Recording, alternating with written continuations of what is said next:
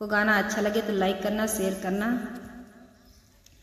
कैसा चली सट के हवा चले कस के चुनरी मुअर कांटा में फंसी गई। कैसा चली सट के हवा चले कस के चुनरी मुअर कांटा में फंसी गई।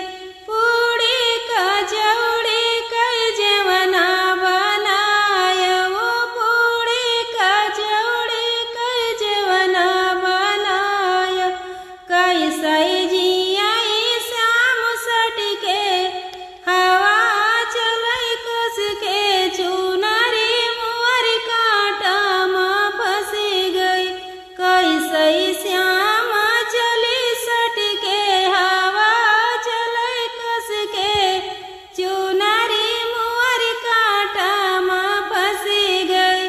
झांझर गेरुआ गंगा जल पानी, झांझर गेरुआ गंगा जल पानी। कैसे घूटे श्याम सट के हवा चले कस के चुनरी मुअर कांटा में फंसी गई। कैसे श्याम चली सट के हवा चले कस के चुनरी मुअर कांटा में फंसी गई।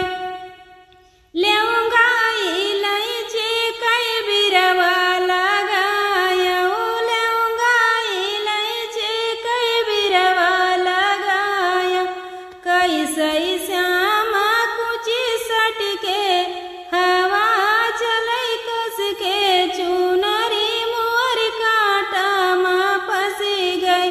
कैसा श्याम चली सट के हवा चले कस के चुनरी मुअर कांटा में फंसी गई। अगर ये गीत अच्छा लगे तो लाइक करना, शेयर करना, सब्सक्राइब करना नहीं भूलिएगा।